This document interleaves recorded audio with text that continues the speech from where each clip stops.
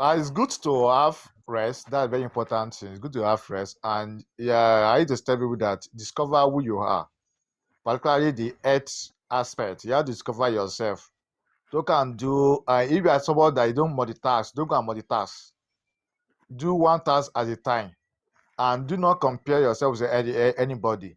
Because I also want to comment something that may God save us for our parents. Most of our parents, they are affected, to be frank, they did a lot. They did a lot. Because when you are trying to say something, they will tell you that you made them on this earth. But the best thing is that you don't need to fight with them.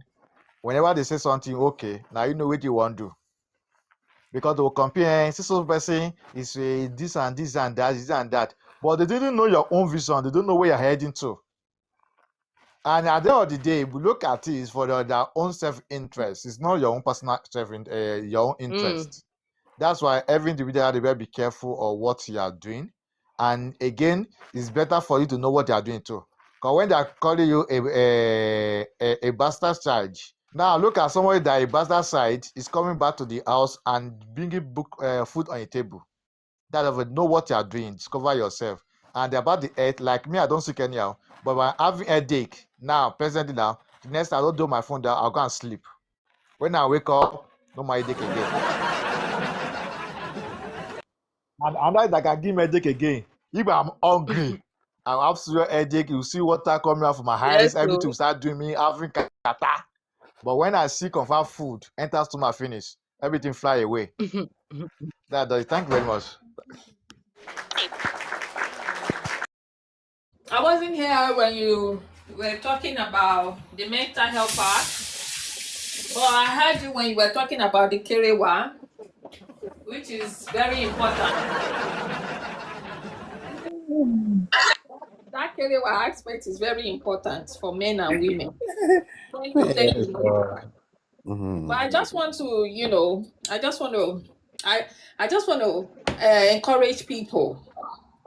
I hope we are all taking note of all the signs we are talking about here, because they are very important cases whereby people don't pay attention to. For example, the question my lady asked about whether when somebody is looking at what other people have, maybe that is jealousy or something like that. You see, jealousy, bitterness, and a lot of things. I think I typed them on the comment section. They are all signs of mental health. And it's not everybody you see that looks good, looks beautiful, wear expensive things, that are mentally okay. Me, I've worked in mental health before, and that's how I know this. And that's how I was able to discover when I was having a mental breakdown. And I will tell you this.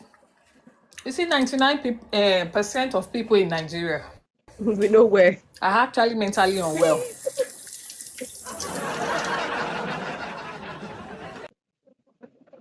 We can agree with me or we can disagree. For example, how can you see they've in traffic, they will see red lights. Red light, a car will pass red lights. Do you think that person is mentally okay?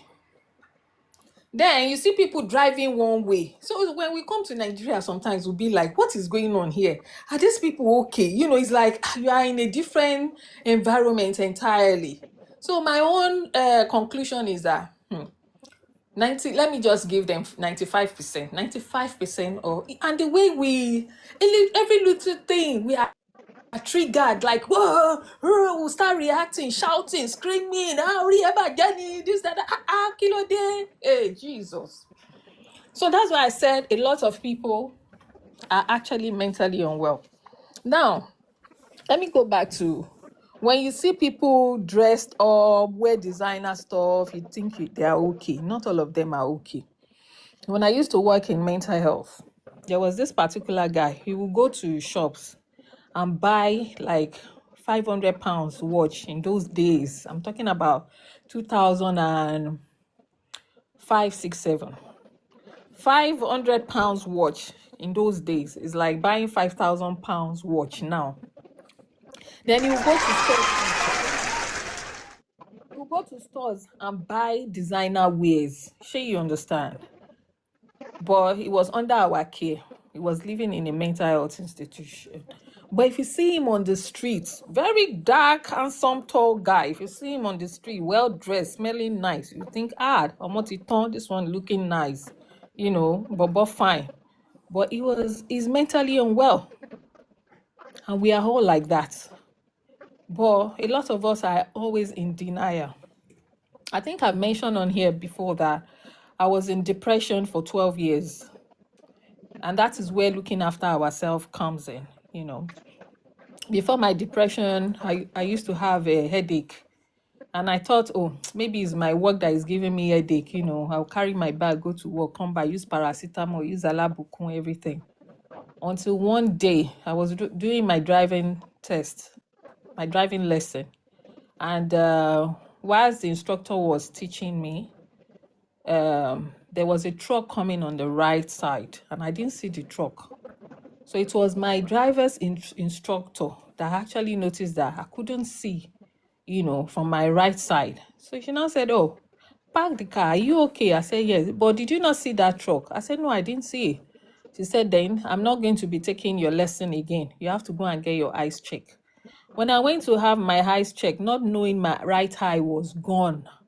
So those headache were signs that there is something going on underneath, but I ignored it. I was taking paracetamol. I didn't know I had glaucoma. Now, so at this time, the right eye was already gone. And that is what made me partially blind till today. And it was a partial blindness that now, triggered depression, anxiety, all sorts. But because I go to work and come back, I thought I was okay. I would dress up nicely. Wear designer, everything. Go work, come back, go work, come back. And I was doing that for 12 years. I didn't know I was not okay mentally until they dismissed me from that work. When they now dismissed me from the work, I now sat down home one day. I was watching TV. When I was just home for like 2 weeks. And when I sit down to watch TV, I will be crying. I say, well, which one be this one crying? Hey, it happened the first week. The second week, I said, no. This is not right. This is not a good sign. What did I do? Because I've worked with mental health patients before, that is why I was able to think that, no, this is not a good sign. I called mental health services straight away and I told them the signs I was getting. And the lady said, what has changed? They did a telephone interview for me, then sent my referral out. Then they took me on. They knew straight away that, no, those signs that I was getting, if they don't do something about it, it might lead to something. So my own was a mild one. So we have mild grade, medium grade. Then before it now escalates to the original madness, where you will now see that the person will be talking. You see people on the street talking by themselves. But it started gradually. It started. So mine was on the mild. Imagine if I didn't do anything about it that time. It would have gone something else. It would have gone a different stage now. So I now told them, this is what I was. They now noticed that, okay, is the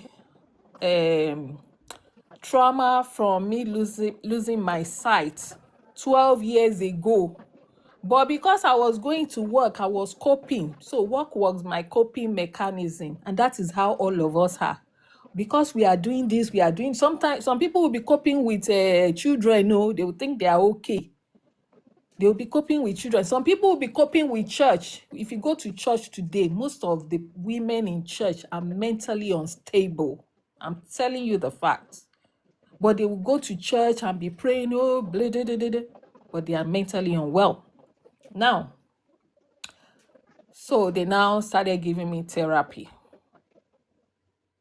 And that is because mine has not gotten to the stage of medication. Some people, now medication, they will take 3 days.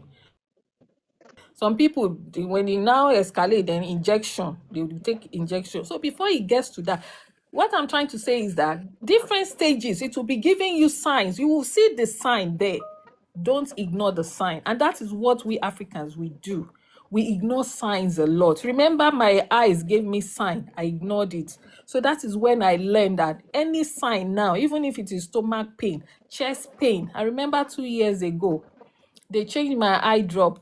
And because from this, my eyes, I developed high blood pressure, obviously.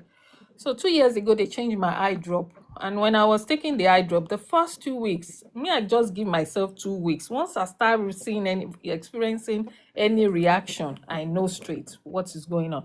So I started palpitating for 2 weeks. The second week, I just called my doctor straight. I said, I'm palpitating. No, I don't know why I'm palpitating. I'm short of breath and all that.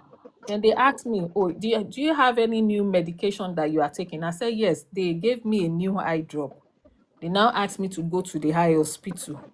I pack all my medication, carry and go give them. They now noticed that it was the eye drop that has interfered with my high blood pressure medication.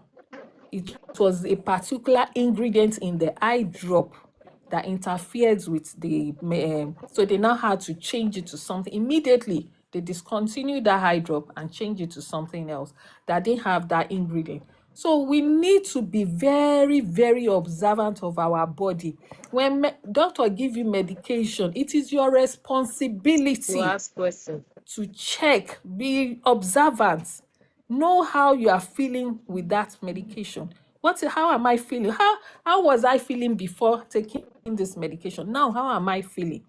Another thing the doctor said was, I think somebody also said it in one live that I was in yesterday, that high blood pressure can be triggered by alcohol, by cigarette, by this, da. I think the doctor also mentioned some things that can trigger it. I will tell you for sure that for me, coffee triggers mine.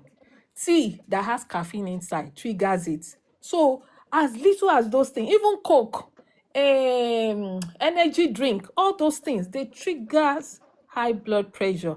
So just be careful. Whatsoever you are taking in, make sure you are checking your body. How is it making me feel? How am I reacting? If I didn't notice that high drop that time, it would have caused my heart, because it was going to lead to heart problem and all that. Yeah, because they had to send me on what's it called, ECG. Then they now started talking about putting a pacemaker in my chest, but they observed me for 6 months. They now saw that okay, it was the eye drop, so it has gone. Imagine if I've taken that eye drop for 6 months. Do you know what damage that thing would have done to my body?